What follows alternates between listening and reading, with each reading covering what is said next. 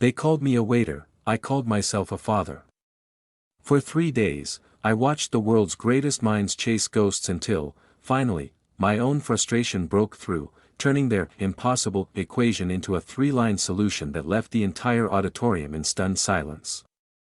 The grand hall of the Zenith Institute was packed with the world's greatest minds, physicists, mathematicians, and engineers, who were currently locked in a collective deadlock.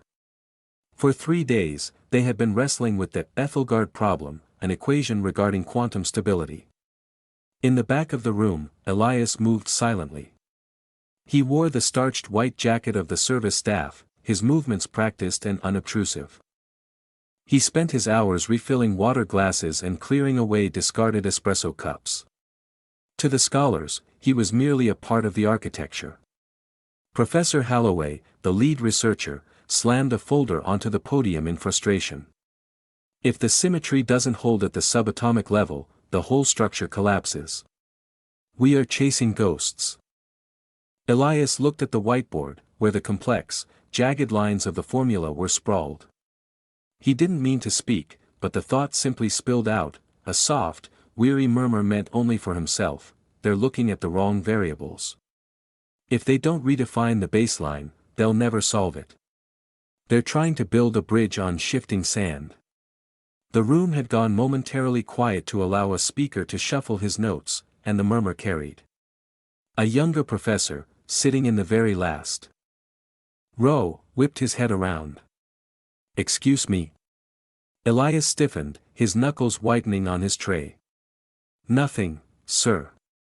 Just, my apologies." "You," the professor insisted, standing up. "You said something about the baseline. What did you mean?" Despite the condescending glares from the room, the younger professor persisted. Elias felt the walls closing in. Memories flooded back. Years ago, he had been a brilliant MIT student, a gifted mathematician who had published 2 research papers of his own. He had left that life behind after the death of his wife. Now, his only goal was to care for his 8-year-old daughter, providing a roof over her head, a good education, and meeting her needs were the only aims of his life. He knew that stepping back into the spotlight meant risking the quiet anonymity he had built to protect her. However, with all eyes fixed on him, he walked with heavy steps toward the podium. "The constant formula is being treated as an absolute," Elias said, his voice gaining a sudden, terrifying steadiness. "It isn't. It's a derivative of the environmental heat signature. If you swap the variables, the equation resolves in 3 lines." He took the marker from a stunned assistant's hand. His movements were fluid, his handwriting precise. The room froze as he worked. Meanwhile, a student in the gallery began to live stream the interaction, and within minutes, the internet identified him, Elias Thorne, the MIT prodigy who had vanished 4 years ago. The solution was beautiful, elegant, and finally solved.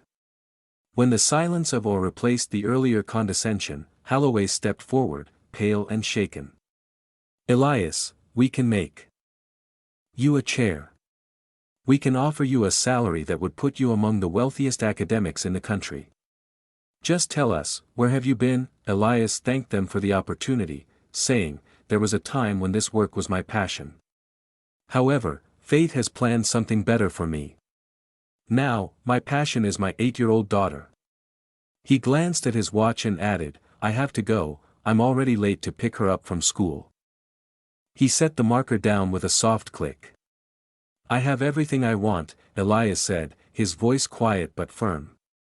He turned his back on the prestige, the cameras, and the lucrative contracts, walking out of the heavy oak doors and back into the anonymous life he had fought so hard to protect.